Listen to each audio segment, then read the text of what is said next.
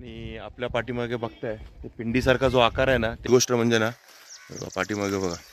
जर काय मिळालं तर मग मजा आहे. म्हणजे पूर्ण बाजारच आहे सगळं. कालपासून 3-4 वेळा येऊन गेलोय तरी रस्ता चुकतोय. म्हणजे पहिल्यांदा मी खातोय पण एवढं भारी आवडलं.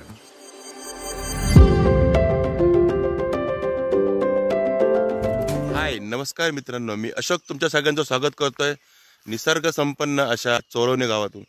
तर तुम्हाला माहिती आहे काल आपण चोरवणेला आलो होतो. चोरवणे म्हणजे तालुका केड, जिल्हा रत्नागिरी, तुम्हाला मी सांगितलंच आहे. तर काल आपण ठाण्यावरनं चोरवणे गावात आलो. शाळेचा प्रोग्राम होता तो पण आपण काल कवर केला. शाळेत बघितली, सर्व झालं, पण आपण गाव बघायचं राहूनच गेलो होतं. आणि खरंच बघा पाठीमागे बघा, पाठीमागे डोंगर आहे. सूर्योदय जस्ट होतोय, ते सूर्यदेवता उगवतात अजून सकाळचे अजून 8 वाजता जस्ट. आणि थंडी म्हणाल तर थंडी अशी काही नाही आहे जास्त, नॉर्मल म्हणजे आपल्या मुंबईसारखीच आहे, एवढी थंडी नाही आहे इकडे अजून गावामध्ये. आणि दुसरी गोष्ट म्हणजे ना पाठीमागे बघा डोंगर, म्हणजे गावाच्या ना चारी बाजूला डोंगरच डोंगर आहेत. असा निसर्ग संपन्न असं हे गाव आहे. आणि खरंच म्हणजे मी काल आलो ना, कालपासून म्हणजे प्रेमात पडलो आहे गावाच्या. आणि स्पेशल गोष्ट मी तुम्हाला काल पण सांगितली, no mobile network, no tension, कोणाचा फोन येणे नाही जाणे नाही, जगापासून अलिप्त.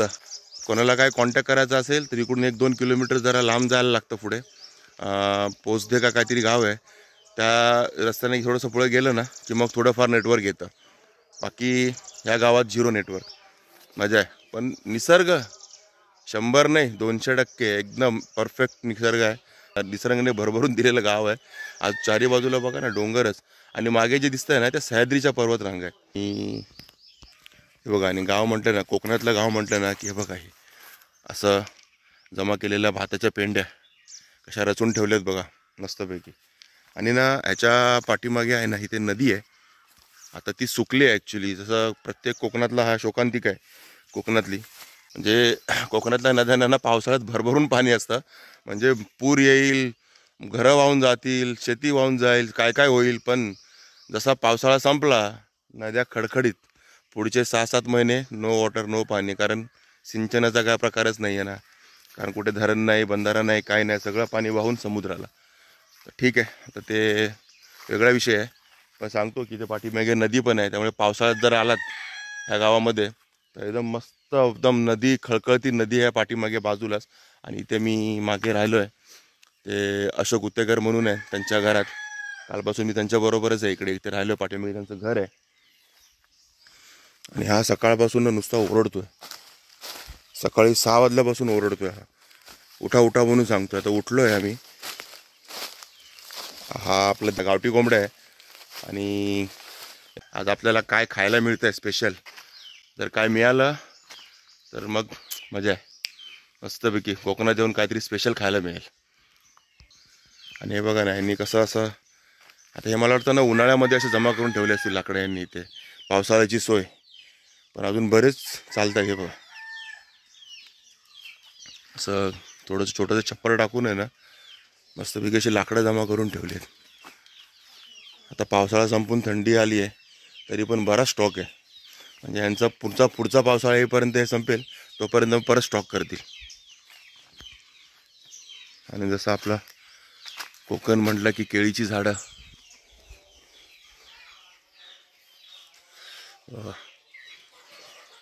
केळीची झाडं आहेत मस्तपैकी यांच्या इथे आवारात. आणि बघा केळीचे घड, केळी लागलेत, अजून कच्चे आहेत पण लागलेत. सुपारीची झाडं पण काल बघितली, ती पण आपण थोड्या वेळाने बघूया.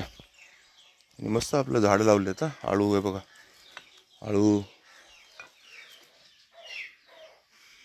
त्या कशाचा वेल आहे ना माहिती नाही, विचारायला लागेल कशाचा वेल आहे तो. कोरफड.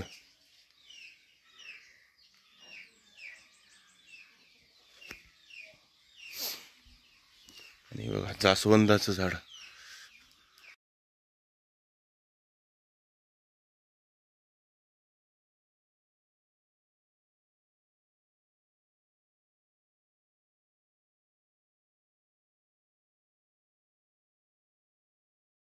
हे अशोक उत्तेकर काका यांच्याच घरी राहिलो मी कालपासून.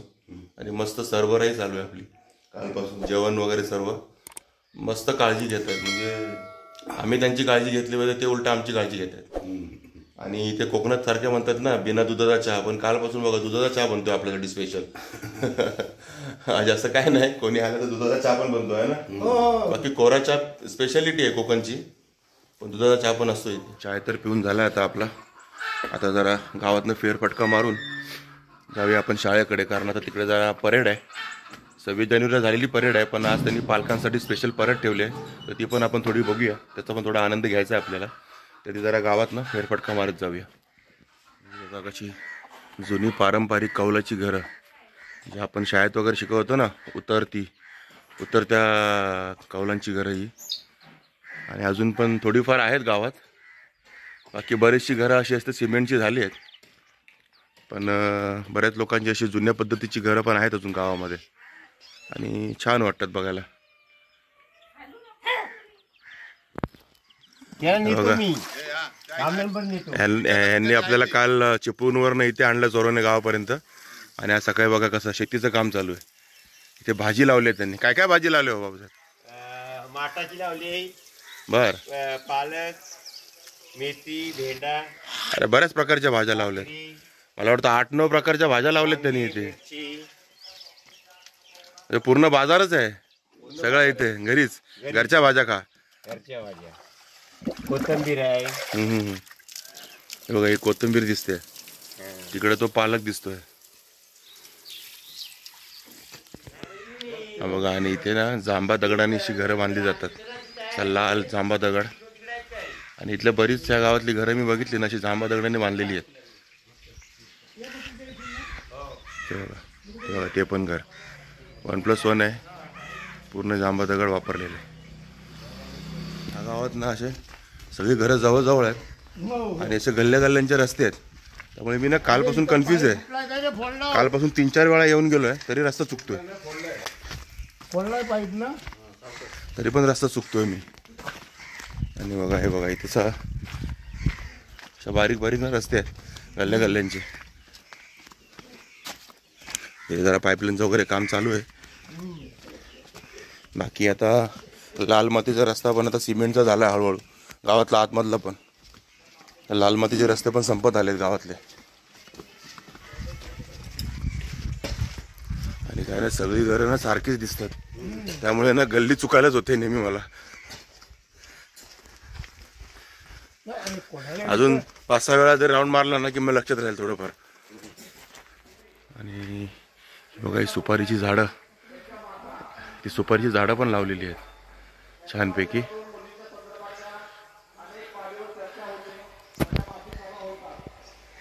ही बघा, ही सुपारी.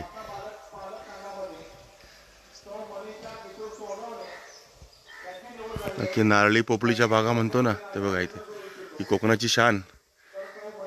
आणि जी लोक इथे प्रॉपर राहत आहेत ते लोक याची निगा वगैरे घेतात, आणि मस्तपैकी अशी झाडं वगैरे लावली आहेत आपल्या अंगणामध्ये. माणसं तुम्ही घेतले, आमचा मोरे पाहिजे होते आमची. तर आता आपण चोरवणे गावात, आणि चोरवणे गाव कुठे आहे? खेडमध्ये. आणि खेड म्हणजे कुठे आहे? रत्नागिरीत. आणि रत्नागिरी म्हणजे कोकण. आणि आपण कोकणात जाऊन काहीतरी स्पेशल नाही खाल्लं तर असं होणार नाही. तर आपण आज कोकणात आहे, आज काहीतरी स्पेशल बेत आहे आपल्यासाठी. आपल्याला जे आपले आहेत मित्र, नागेश्वर शिक्षण संस्थेचे अध्यक्ष आणि उपाध्यक्ष, तर त्यांच्याकडून आज आपला स्पेशल बेत आहे. आणि तो काय बेत आहे मी तुम्हाला सांगतो. तर आपल्यासाठी इथे बनवलं आहे रानटी कोंबड्याचं मटण, गावठी रानटी कोंबड्याचं मटण. आणि हे गावठी रानटी कोंबडं मी पहिल्यांदाच खाणार आहे. तर बघा, आता आपल्या जेवणामध्ये हा रानटी कोंबड्याचा रस्सा, आणि ही तांदळाची भाकरी स्पेशल, कोकणी मालवणी स्पेशल तांदळाची भाकरी, कांदा, सलाड, असं टोमॅटो, आणि असा मस्त, आणि असा वास मस्त सुटला ना की आता पूर्ण संपवतो आणि मग तुमच्याशी बोलतो. आणि तसा राईस पण आहे आपला घरचा राईस, रानातला, स्वतःच्या रानातला. आणि चला आता जेवूया, मस्त आस्वाद घेऊया जेवणाचा, रानटी कोंबड्याचा.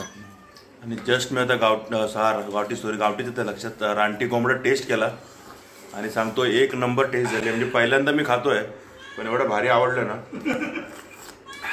आणि बनवलं पण एवढं सुंदर की खरोखर 2-4 वाटे तर आपल्या सहज संपणार आहे तशा रस्ता पिऊनच, एवढं भारी झालंय.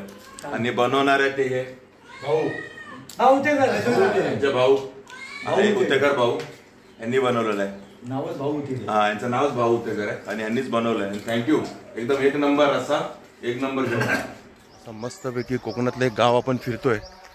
आपल्या देशावर पण गावं आहेत, गावं सगळी ऑलमोस्ट सारखीच असतात, पण थोडंफार जी संस्कृती आहे, थोडंफार जे गोष्टी आहेत त्यात थोडा फरक असतो. आणि इथे असणारं पाणी, वातावरण ह्यांच्यात पण फरक असतो. त्यामुळे गावाच्या बांधणीमध्ये, घरांमध्ये पण फरक येतो. आणि तेच आपण जर आता मस्त फिरून आनंद घेतो सकाळी सकाळी या इथल्या मस्त वातावरणाचा. आणि हे इथलं ग्रामदैवत श्रीराम वरदायिनी देवी मंदिर. आणि ह्याची ना जत्रा असते हनुमान जयंतीच्या दुसऱ्या दिवशी. आणि बघा मस्त वडाचं झाड आहे, पारंब्या बघा.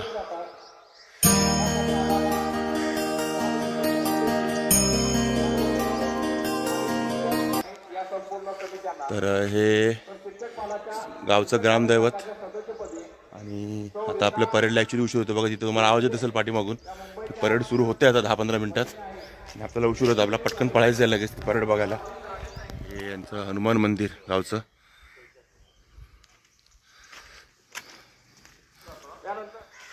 तिथे ना हे मुलींचं वसतिगृह आहे. म्हणजे एक गावचे जे गुत्तेकर म्हणून आहेत, तर त्यांनी हे आपलं घर आहे ना मुलींच्या वसतिगृहासाठी दिलेलं आहे सध्या टेम्पररी. कारण त्यांना तिथे जागा नाही आहे. मुलांनी तिथलं ते हॉल आहे तो पूर्ण भरलेला आहे. त्यामुळे मुलींना राहण्यासाठी स्पेशल त्यांनी आपलं घर इकडे दिलेलं आहे राहण्यासाठी मुलींना. कारण ते सर्व मुंबईला असतात, तर तिथे सर्व मुली राहतात त्या शाळेतल्या.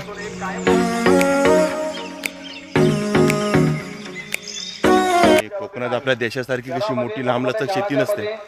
तसे छोटे छोटे कोपरे असतात. तुम्हाला दिसत असतील पाठीमागे अशा कोपऱ्यामध्ये शेती असते. छोटे छोटे कोपरे, हा याचा कोपरा, तो त्याचा कोपरा. आणि इथे मेन पीक तुम्हाला माहिती आहे भाताचं, तांदळाचं. आणि आपल्या पाठीमागे बघताय ते पिंडीसारखा जो आकार आहे ना, ते आहे नागेश्वराचं स्वयंभू मंदिर. आणि खूप प्रसिद्ध देवस्थान आहे. आणि या देवस्थानाच्या म्हणजे ह्या देवस्थानच्या डोंगरावरती आहे. त्याच्या पायथ्याशीच असलेलं हे चोरवणे गाव आणि पुण्यवान गाव म्हणायला लागेल आहे, कारण नागेश्वराच्या पायथ्याशी असलेले हे गाव. आणि ह्या गावचे ग्रामस्थ आपल्याला ह्या देवस्थानाबद्दल थोडी माहिती सांगणार आहेत. आपलं नाव काय सर? माझं नाव विजय सीताराम जाधव. तर ह्या देवस्थानाबद्दल काय सांगाल? ह्या देवस्थानचा इतिहास असा आहे, शंकराच्या 12 शिवलिंगापैकी हे 7वं स्थान स्वयंभू नागेश्वर आहे. हे स्वयंभू चा अर्थ असा आहे की इथं वशिष्ठ मुनी तपाला बसल्यानंतर त्यांच्या जटातून तिथं देव प्रसन्न झाले. भगवान शंकर आराधनेला बसल्यानंतर त्याच्या जटातून जी गंगा वाहिली ती वाशिष्ठी नदीचा उगम तिथून झाला. ह्या चिपळूण गुहागरपर्यंत जी वाशिष्ठी नदी गेली, बरोबर. ते तिथं त्यांच्या प्रसन्न झाल्यामुळे, भगवान शंकर प्रसन्न झाल्यामुळे वाशिष्ठींना तिथं पिंडीची उत्पत्ती केली, ही स्वयंभू. आणि त्या पिंडीवर आजला 12ही महिने तिथं कोणी पुजारी नाही, कमिटी असली तरी गावच्या लेवलला आहे, तिथं अभिषेक स्वतः स्वयंभू देव करून घेतोय. रात्रंदिवस त्या पिंडीवर अभिषेक होतोय. ती स्वयंनिर्मित शंकर निर्मित पिंडी आहे.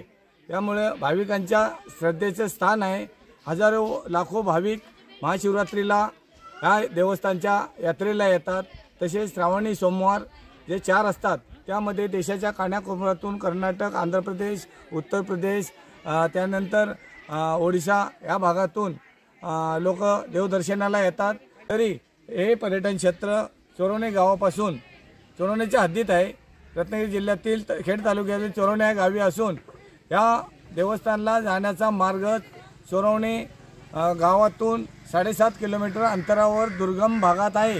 हे देवस्थान सह्याद्रीच्या अतिउंच शिखरावर 980 मीटर उंचीवर आहे. या देवस्थानचा अंतर 7.5 किलोमीटर आहे. येथे जाण्यासाठी 4 ते 4.5 तासाचं पैदल चालावं लागतं. हे तुळशी वृंदावन. ओके, हे दिसतंय ना तुम्हाला मित्रांनो, हे तुळशी वृंदावन आहे. बघा इकडे आहे नागेश्वराची, ही पिंडीसारखा जो आकार दिसतोय हे आहे नागेश्वराचं मंदिर. आणि याच्या बाजूला बघा हे आहे तुळशी वृंदावन आणि ह्या बाजूला आहे तो वासोटा किल्ला. म्हणजे बघा किती छान निसर्ग आहे, छान आपला ऐतिहासिक परंपरा लाभलेली आहे. आणि हा सह्याद्रीचा पूर्ण हा पर्वतरांग आहेत. आणि ह्याच्या पलीकडेच आहे सातारा जिल्हा. हा, आणि तापोळा गाव, जिथून ते तापोळच्या नदीतून लोक बोटीने येतात ना नागेश्वराचं दर्शन घ्यायला, ते हेच ते नागेश्वराचं मंदिर आहे. तर चला आता आपला चोरवणे गावचा मुक्काम संपलेला आहे. म्हणजे ऑलमोस्ट 24 तासाचा मुक्काम झाला. काल आपण 11-11:30ला चोरवणे गावात पोचलो होतो. त्यानंतर मग शाळेची व्हिजिट केली, शाळेचा प्रोग्राम पाहिले. त्यानंतर आता आज सकाळची परेड पण तुम्ही आपल्या व्हिडिओमध्ये थोडीशी पाहिली असेल. आणि त्यानंतर आपले हे चोरवणे गाव आहे जे नागेश्वराचं मंदिर आहे त्याची थोडी माहिती पण घेतली आपण. थोडंसं गाव पण फिरलो, जास्त नाही फिरता आला कारण वेळेअभावी. आणि परत कधीतरी येऊन ना इथे बरीच देवस्थानं आहेत अजून, त्याचा पण आपण मस्तपैकी फिरू, त्याचा ते पण एक्सप्लोअर करू. पण ठीक आहे, जेवढं जमलं तेवढं आपण फिरलो आहे. आता आपल्याला निघायचं आहे. आता आपल्याला चिपळूणसाठी गाडी बघायची आहे. तर आपला कसा प्रवास होणार आहे इथून परत मुंबईसाठी ते अजून काय फिक्स नाही आहे. तर ठीक आहे मित्रांनो, तुम्हाला या व्हिडिओमध्ये जरा थोडंसं जरी काही आवडलं असेल तर नक्की लाईक करा, शेअर करा, कमेंट करा. आणि आपल्या चॅनलवर नवीन असेल तर चॅनलला सबस्क्राईब करायला विसरू नका. चला तर मग असेच भेटू आपण एका नवीन व्हिडिओमध्ये. तोपर्यंत टेक केअर, बाय बाय.